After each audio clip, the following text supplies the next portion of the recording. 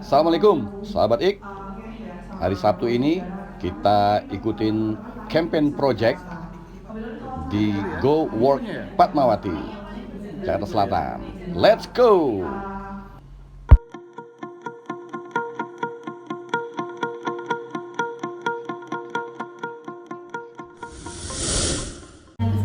Keresahan karena langitnya kok abu-abu gitu.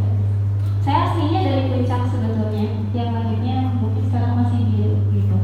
Nah, mungkin tadi dijelasin beberapa hal terkait dengan hal-hal yang udah dilakukan oleh pemerintah, terus dari community juga kan yang notabene punya dampak untuk udara bersih.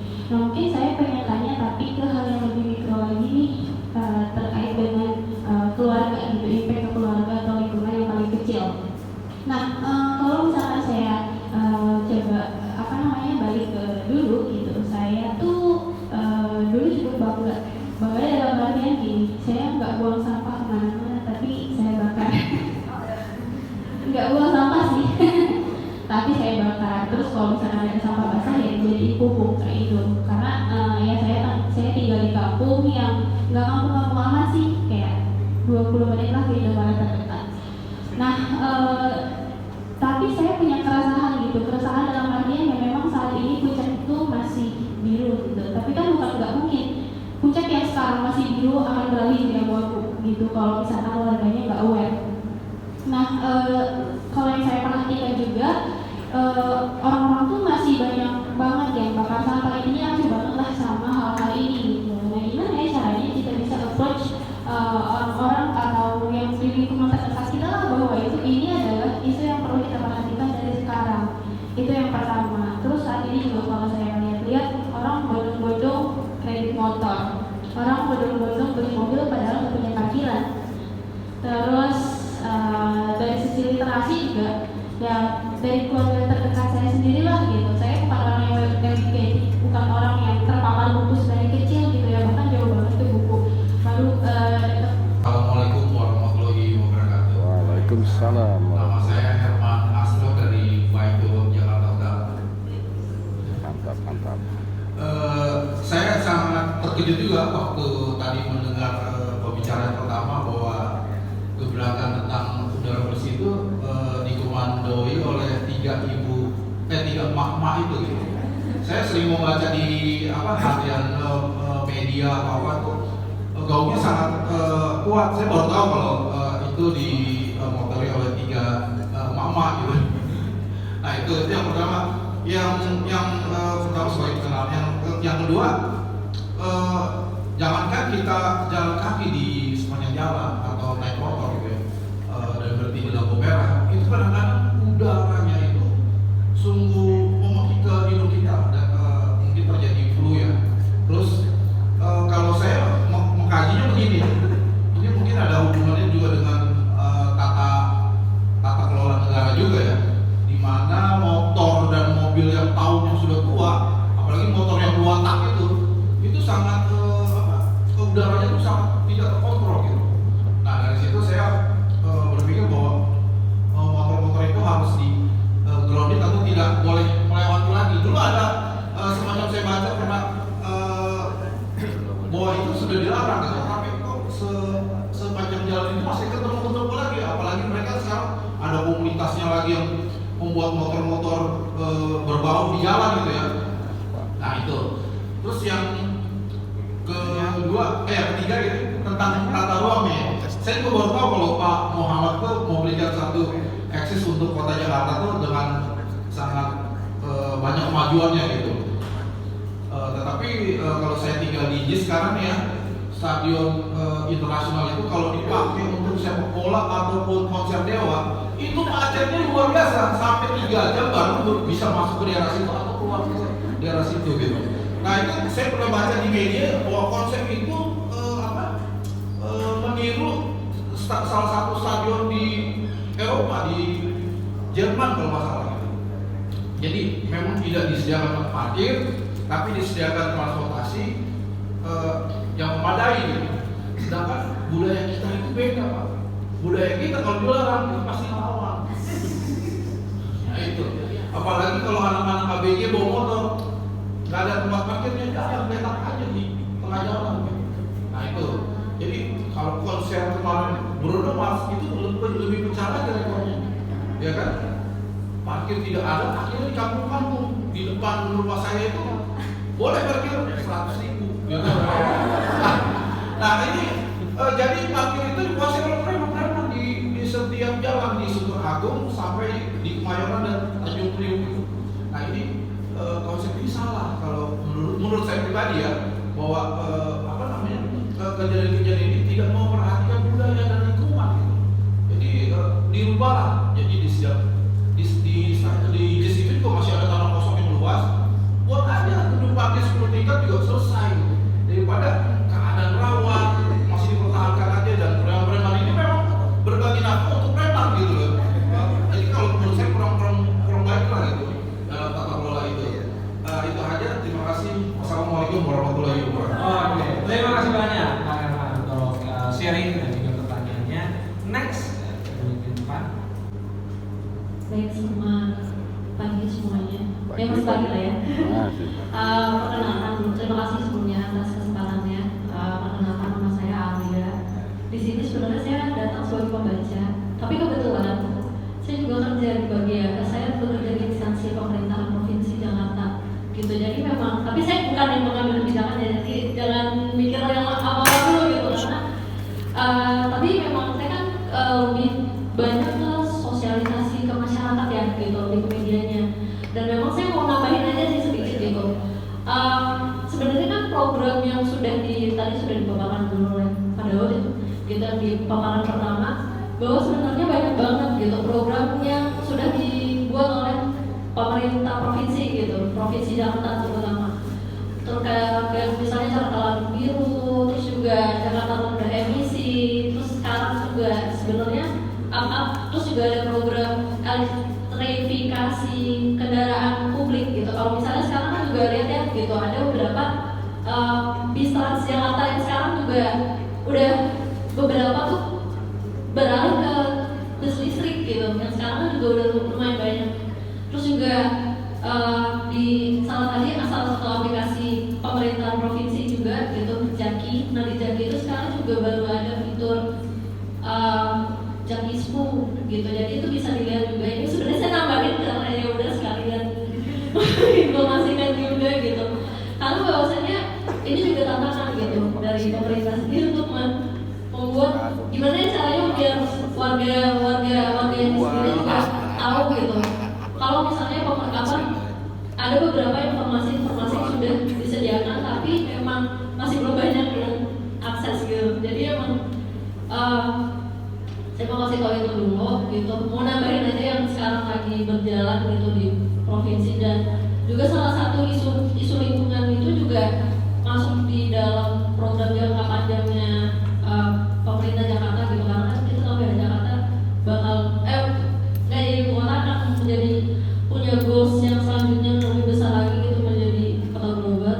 Nah itu memang juga ada salah satunya, tapi karena saya bukan yang membuat kebijakannya, hanya mengetahui ada beberapa hal yang, tapi lagi-lagi informasi tersebut tidak sampai nih ke orang banyak gitu. Dan di sini cuma sebenarnya sama sih kurang lebihnya pertanyaannya dengan Mbak yang pertama tadi nanya, sebenarnya gimana ya caranya supaya kita sebagai warga sendiri juga punya keinginan gitu, harus untuk juga bisa cari tahu beberapa informasi sebenarnya juga udah di share sama pemerintah. Nah itu kan juga balik lagi ya, warga kalau misalnya kita mau kritisi, kita nggak tahu ya sebenarnya dari mana ikut-ikutan aja gitu, dari hal-hal yang viral tadi gitu. Padahal sebenarnya di platformnya di pemerintahan tadi di aplikasi Jaki di Jakarta Smart City, terus juga untuk informasi soal pembangunan itu juga ada di di websitenya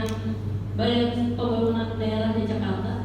Jadi ya itu aja sih sebenarnya mau saya tambahin, dan saya juga mempertanyakan satu hal, gimana ya caranya supaya banyak warga terutama yang tadi yang bisa keaksesnya informasinya juga sampai gitu. Selain juga kita udah mengupayakan lewat aplikasi gitu. Terima kasih.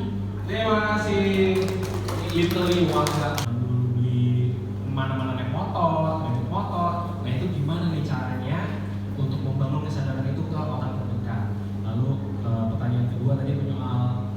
JIS. Kalau untuk pribadi aku tuh biasanya adalah memberitahu kenapanya.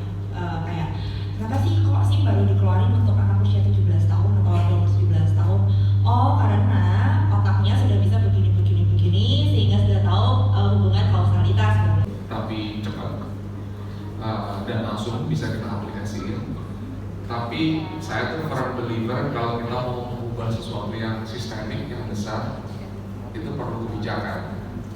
Jadi memang pendekatan ke pemerintah itu jadi penting. LRT Jakarta dari Pegangsaan 2 ke JIS itu langsung itu ada. Tapi kemarin memang tahun 2024 ini jalan dari Velodrome ke Manggarai, terus dari Manggarai ke Duku Atas itu yang berikutnya lanjutnya. Yang mudah-mudahan yang membarengkan sama yang Duku Atas sama yang di Pegangsaan 2 ke JIS. Karena bukan tanpa maksud ya dibangun di sana ya gitu.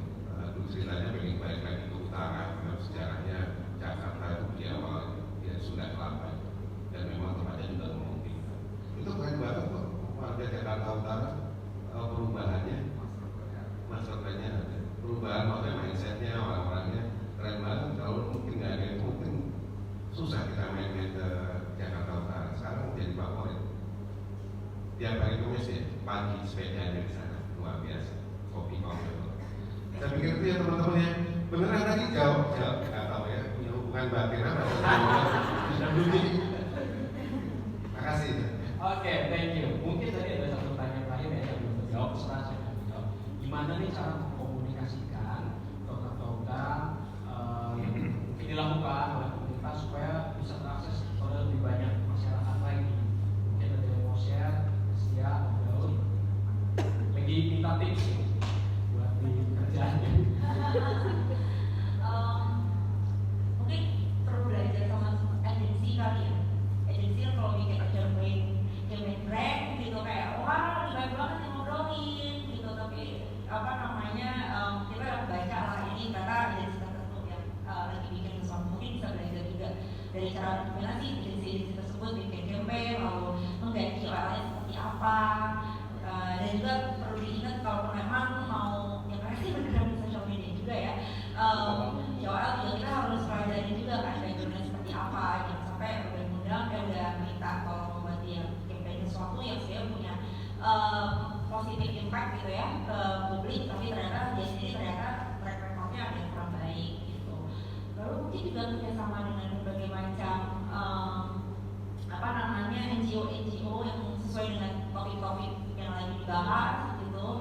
Karena kalau yang setahu aku ya kadang-kadang tuh ada sesuatu dibikin oleh sebuah lembaga misalkan, tapi ternyata tidak memberitahu orang-orang yang di dalam situ kan yang pernah bergerak di literasi ya, bikin misalkan ada mobil keliling gitu, muslim mungkin teman-teman tahu mobil si purpose keliling itu, tapi misalkan cuma sebatas dia posting di Instagram, nggak mencoba untuk kayak kebetulan sih kita baca nih, kenapa nggak lu WA sih, lu pasti nomor handphone gua gitu, intinya kayak lu WA kayak Behesia boleh nggak bantu ini diinfoin ke follower Behesia sekiranya di sekitaran Monas kita bakal ada mobil muslim nih jam segini sampai jam segini, boleh dong diajakin.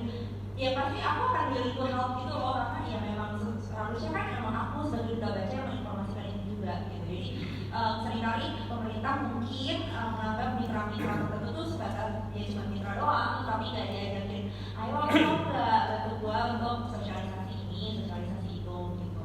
Dan kebetulan waktu aku ketemu sama Mbak Christine kalau nggak salah TGUPP waktu itu kan sebelum buka tuh mas diajakin tuh teman-teman literasi untuk bilang nanti kan bisa di sini, dan seperti tadi Mas Daud bilang di konsultasi, pertanyaan sama aku waktu melihat si rumput itu adalah ini rumputnya udah diinjek dan juga kayak karena mindset kita selama ini di Indonesia adalah rumput tuh mau diinjek, dan ketika waktu itu tim TGUPP bilang oh boleh banget kita malah mengendorse teman-teman buat gelar literasi dan kita baca gitu. Jadi maksudku aku menghargai banget waktu itu tim TGUPP untuk bilang ya yang pakai tebet ekopang nggak cuma keluarga loh, nggak cuma orang sekitar tebet, tapi kami kebetulan saya tinggalnya di Kemang, kami yang itu lebih dari 800 meter ya mas yang juga pakai tanaman itu.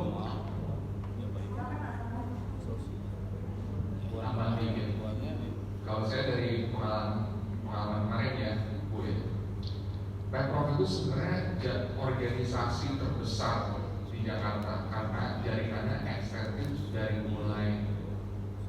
balai kota sampai RT RW sebetulnya. Dan ada satu ekstensi lagi sebenarnya, sampai setiap ibu-ibu PKK. Itu ada kegiatan launching platform lingkungan atau Mas Mbak tahu semuanya. Jadi ke situ saya dari politik di sana dan tujuannya adalah untuk meningkatkan awareness masyarakat tentang ini loh aroma-aroma lingkungan yang harusnya nggak boleh kita temui nanti di masa yang datang. Dan menariknya ada 3 jenis platform lingkungan yang dikenalkan pas itu. Yang pertama adalah aroma polusi udara, yang kedua adalah aroma polusi air, dan yang ketiga adalah aroma polusi tanah. Mungkin teman-teman bisa lihat di Instagram Greenpeace aja nanti untuk lihat tentang ininya. Yang menariknya setelah kita itu berusaha untuk sosialisasi ke masyarakat itu, mayoritas dari mereka, hampir mungkin 90% lebih, itu mereka benar kayak bereaksi yang kayak banget sih. Itu kedua jenis polusi, yaitu air dan juga tanah. Tapi mereka nggak bereaksi sama sekali pas mereka itu mencium polusi udara. Itu ya, ke pajak, ke parkir, ke distributor dan produsen pabrik kayaknya, karena itu banyak kuenya, lobby-lobbynya juga kuat untuk menggeser kendaraan bermotor itu. Yang terbaik itu paling itu kendaraan listrik itu lobby-lobbynya. Akhirnya bisa termasuk, cuman kan itu sebenarnya tidak mengurangi polusi juga ya, itu hanya menggeser asap dari knalpot ke pembangkit listrik itu tadi gitu, sudah bagus.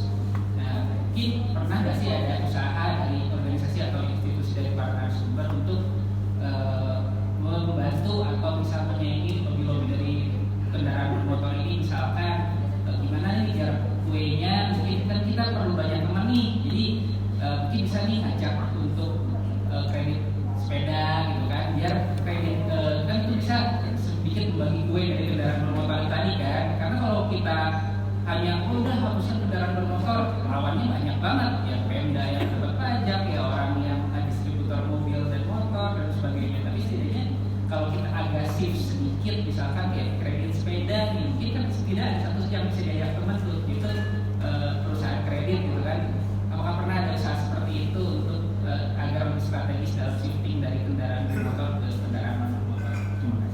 Terima kasih. Tapi juga at the same time aku juga suka bersepeda juga. Dulu cukup rutin, sekarang enggak karena kerja gitu kan, jadi agak sulit. Tapi memang terakhir bersepeda itu saya ngerasa beda gitu, rasanya sekarang lebih sumpah, terus juga lebih nggak nyaman untuk dikembangkan di tenggorokan saya gitu. Dan ini jadi sebuah pertanyaan sih sebenarnya untuk saya sendiri dengan melihat mungkin program-program pemerintah yang sekarang kayak misal Car Free Day, apakah betul-betul sekarang berdapat guna gitu? Karena kita melihat polutan terbesar sebenarnya terjadi saat pagi kan sebetulnya.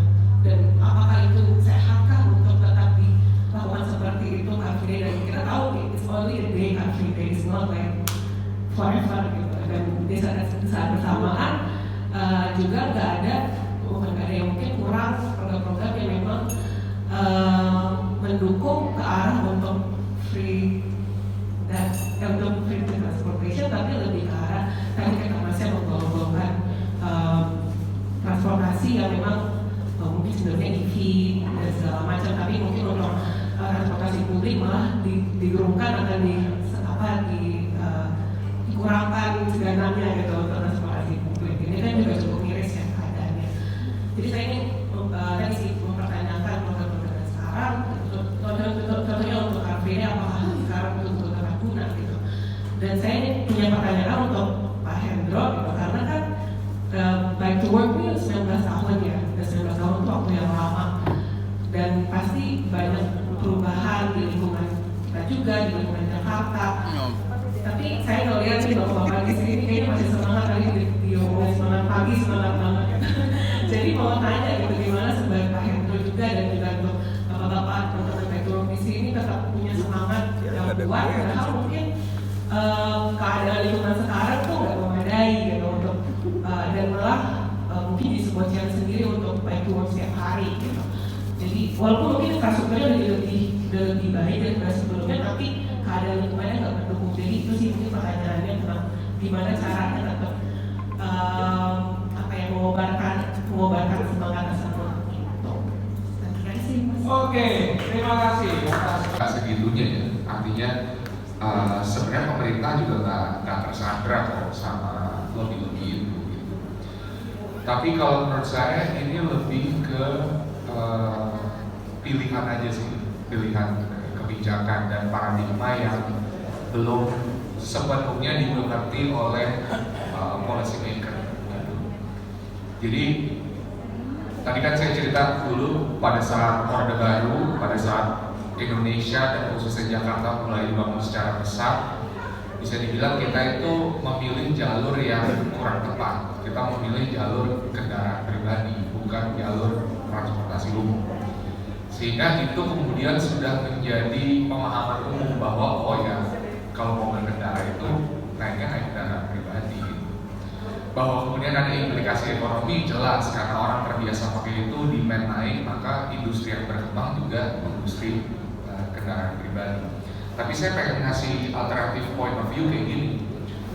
Kemenhub dan Bappenas itu merilis data bahwa setiap tahun Jakarta kerugiannya karena kemacetan dari bensin, baru dari bensin dan dari spare part itu 70 triliun kerugiannya. Pemborosan. Orang di dalam Pemda, dulu pada saat saya di dalam, itu selalu khawatir kalau kita batasin mobil dan motor, ini pemasukan pajaknya gimana ya? Gitu kan. Sementara pajak dari kendaraan bermotor itu nggak sampai 70 triliun, jauh di bawah itu. Ini kalau nggak salah 20-an, nanti Mbak mungkin bisa cek. Jadi kerugian karena kemacetan 70, anggap pajak dari kendaraan bermotor 20 triliun. Nah, ini cost and benefit aja. Kalau jalanan nggak macet, orang naik transportasi umum, pertama udah pasti restoran makin ramai, orang makin sering dine out. Dua, industri-industri lain, jasa-jasa lain meningkat karena orang punya waktu yang lebih banyak. Bayangin kita sejam di jalan berangkat itu juga bagus, pulang sejam, 2 jam. 2 jam ini kalau dikali setahun kan jadi banyak. Nah bayangin productivity loss dari itu. Itu kalau dikonversi ke produktivitas dan perkembangan sektor-sektor lain itu luar biasa masif. Jangan-jangan bukan 70 triliun yang disebarin tapi bisa bermultiplikasi. Ujung-ujungnya dari peningkatan produktivitas ini taruhlah dari restoran yang tadinya karena macet mejanya cuma keisi 2, besok keisi 10 karena nggak macet, kan Pemprov dapat peningkatan pajak dari peningkatan pajak hiburan dan restoran. Jadi pajak kendaraan yang turun, tapi jangan-jangan peningkatan pajak di sektor lainnya malah meningkat lebih drastis gitu karena produktivitas tadi. Jadi kalau menurut saya semestinya kalau pemerintah bisa melihat, pengambil kebijakan bisa melihat lebih holistik, lebih luas, dia nggak usah khawatir dengan itu karena turunnya satu sektor pasti akan diikuti dengan peningkatan di sektor lain kalau kebijakannya tepat. Tadi ada yang soal PLTU ya? Iya. Soal PLTU ya? Iya Bu, jadi Mbak, jadi kebetulan saya juga pelajarin soal PLTU itu. Kan ada perdebatan di Jakarta ini sebenarnya sumber polutannya dari kendaraan apa dari PLTU? Jawabannya kita nggak usah pusing, dua-duanya. Soal presentasi nggak usah dibikin pusing. Dua-duanya itu harus kita kurangi, harus kita tangani. Kendaraan kan sudah dikerjakan sama Pemprov dan kita terus advokasi. Tapi PLTU terus terang memang belum dikerjakan.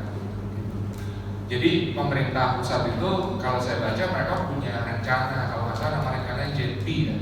Di 2030 mereka tuh udah punya bauran energi targetnya berapa tuh. Tapi nggak spesifik Mbak. Kan salah satu kontributor terbesar tuh masalah yang di Suryalaya, PLTU Suryalaya. Itu PLTU tertua, salah satu tertua di Indonesia. Dan saya lupa waktu ada aplikasi apa yang menggambarin waktu COVID udara Jakarta itu buruk, kendaraan kan sedikit, tapi udara Jakarta itu buruk. Itu ada petanya tuh Bu, sumburan asapnya itu dari Suryalaya ke Jakarta tuh luar biasa. Nah di sini buat kepentingan advokasi ya, saya pengen kasih trik lah, tips ke teman-teman. Kalau mau nuntut itu jangan nuntut Kementerian SDM, karena PLTU di Indonesia itu yang make the call itu PLN, berarti Kementerian BUMN yang disasar, dan Kementerian BUMN itu sebenarnya membantu presiden kan. Jadi kalau mau sasar PLTU, advokasinya harus ke presiden dan harus ke Kementerian BUMN. Kalau Kementerian SDM, mereka udah bikin rencana, tapi rencananya itu sangat bergantung dari implementasi dari sektor di PLN itu. Jangan bilang dari saya ya. Insider tips. Andri kayaknya belum ke RSUD. Soal back to work ya. Soal baik itu konsisten, saya juga mempertanyakan. Ya, memang visinya bagus, visinya bagus, misinya juga bagus. Mereka bertahan karena memang diisi sama teman-teman yang luar biasa menurut saya setiap generasinya. Terus hubungan baik dari kita sama yang sebelum-sebelumnya, kita tuh bukan wajib soal sama founder, tapi apa ya namanya, silaturahmi, terus kita dapat tuh spiritnya aslinya seperti apa, itu memang dari yang sebelum-sebelumnya. Yang sekarang banyak anak mudanya luar biasa juga, sebentar lagi akan banyak program-program menarik yang tentunya cocok sama teman-teman bicara udara sama yang suka baca, itu karena rata-rata anak muda. Harus ada yang memulai. Bersepeda itu banyak banget, komunitas sepeda juga banyak banget. Mungkin ada yang lebih besar dari Bike to Walk, ada yang lebih lebih powerful juga dari Bike to Walk. Tapi sebenarnya Bike to Walk itu adalah gerakan yang terorganize, gitu ya. Terus punya bentuknya perkumpulan, legalitasnya gitu. Bentuknya perkumpulan, disupport oleh beberapa strategic partner juga gitu yang memang mensupport. Latihan bisnis juga dia supaya mereka bisa bikin supaya bisa sustain gitu, nggak bergantung dari donasi, nggak bergantung dari kegiatan-kegiatan, tapi mereka juga latihan. Jadi secara fundamental untuk belajar berorganisasi, untuk belajar membangun gerakan lintas apapun, baik itu tempat yang tepat gitu. Karena advokasinya luar biasa, teman-teman di advokasi belajar betul didampingi bahkan oleh teman-teman LBH gitu. Terus kampanyenya juga bagus. Jadi bersepeda itu bukan sekedar mengayuh ya teman-teman. Ternyata banyak hal yang didapat. Ada yang iseng-iseng, sekarang bukan iseng, sebelumnya iseng hitung karbon berapa yang di saving gitu dari jarak-jarak tertentu, ditarik dari aplikasi karena konsisten, bukan cuma urut-urutan Strava gitu, tapi ternyata mereka seru itu seru. Ya nggak mampu rata-rata bilang ngapain sepedaan pakai Strava, biasanya mereka nggak sepedaan. Tapi kalau sepedaan bukan karena pengen dapat urutannya, tapi karena konsistensinya sebenarnya. Nah itu dia. Orang kita nggak minta setiap hari juga, apalagi kalau 25 km naik sepeda. Jangan bos, jangan terukur gitu. Jangan 5 kilo, 6 kilo gitu. Terus kita juga merekomendasikan banyak tempat-tempat untuk nongkrong, ngopi gitu. Kopinya kopi seduh, asik. Itu seru. Dan ternyata bahagia. Saya bukan pura-pura, saya bahagia banget deh. Saya bahagia. Jadi mungkin itu yang bikin sustain. Karena memang programnya juga bagus-bagus. Bukan semua program baru, tapi penebalan, penekanan gitu dengan cara pembawaan, cara kemasan gitu. Itu selalu dibantu. Itu mudah-mudahan teman-teman selamat datang di dunia yang menang. Mantap. Oke, sekali lagi kita berikan applause. Sudah hari ini maaf karena keterbatasan waktu mungkin tidak semua pertanyaan bisa kita fasilitasi, tapi jika setelah ini mau ngobrol-ngobrol, tinggal itu silakan banget ya. Nah, karena sekarang sudah jam 11.40 ya, terasa sudah mau di ujung acara kita akan lanjut ke berikutnya. Next dulu aja ke penyerahan citra mata untuk para narasumber kita di depan dari perwakilan Bicara Udara, community manajernya Mbak Primadita Rahma. Apa sudah ada? Oh, lagi disiapkan. Oke, sedang disiapkan.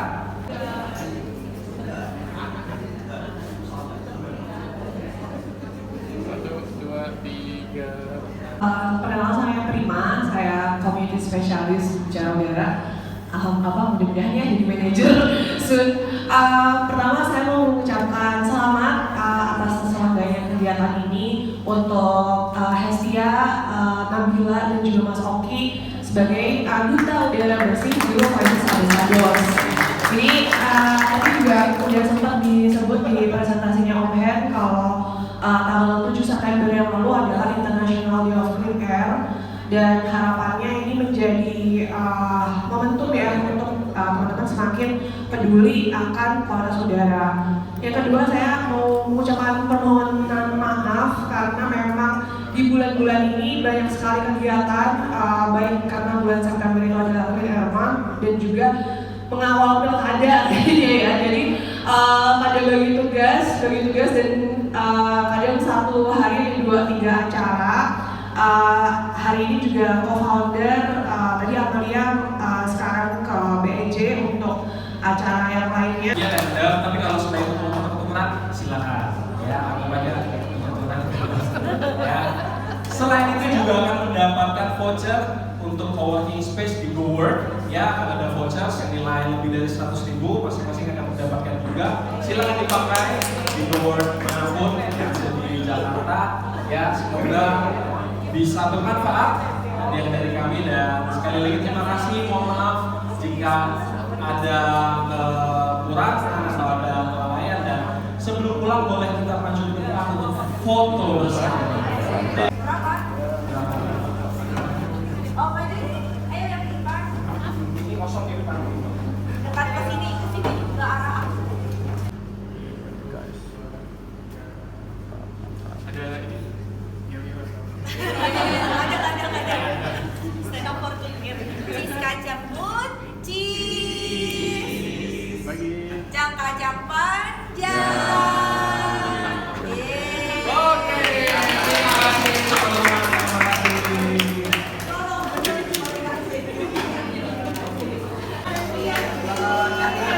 Ada buku gratis. Bisa.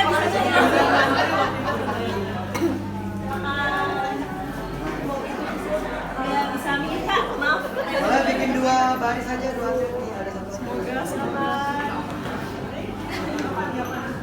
Baca yang rajin ya. Kita ngasihnya random aja ya, kalau mau tuker sama temennya aja. Di bawah ya bisa.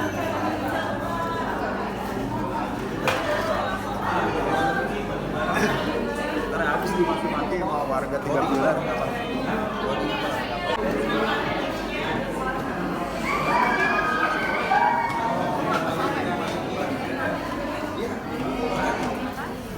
Yang belum bisa ke sini. Mana bukunya yang paling heboh? Itu Champion tuh. Saya baru Champion tuh. Yang mana tuh, Pak? Ya, itu. Iya tuh. Yang ini. Iya tuh, yang Champion tuh. Mantap. Kita mau jadi champion, jadi harus baca buku tentang champion. Mantap.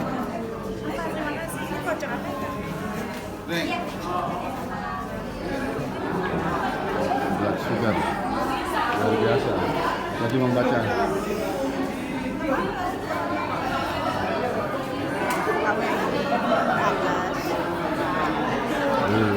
Belajar baca. Mantap. Mantap. Ini keren juga. Wih, ini. Ayo. I can fix it. Mantap. Champion. Sama kita. Juara. Harus jadi champion. Mantap. Iya dong. Tuh. Mantap.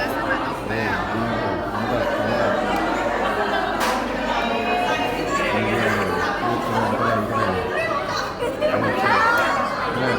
Ya coba sama dia. Mantap.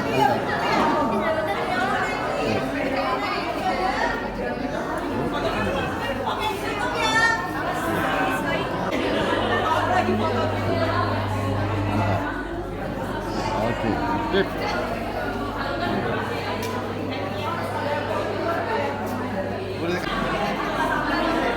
Mana tuh bukunya tuh? Buku apa? Dapat buku apa ini? Ini buku titipan dari Om Sofian, ini Oke. buku dari aku. Insya Allah bisa berguna sih di kelas Oh, aku ya. Harus mantap. berguna di kelas aku nih. Mantap. Oke, semangat. Makasih. Mantap. Mari Kak.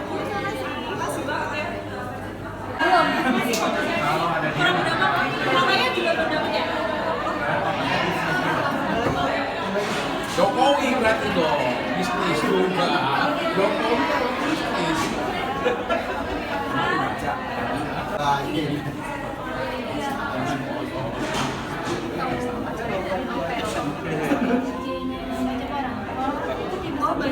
Jadi kita goeser wajib baca buku juga ya. Iya om. Tuh, Sekarang keren-keren. tulisannya udah berubah. Biar tambah pinter om. Ah, tambah iya betul betul. Tadi saya tulis kan biar tambah pintar kita ikut acara nih. Masya Allah. Iya, jadi sepatu Picture is more interesting than the content. ini tentang itu. Cintaan. Ya, Keren. Apa sama saya?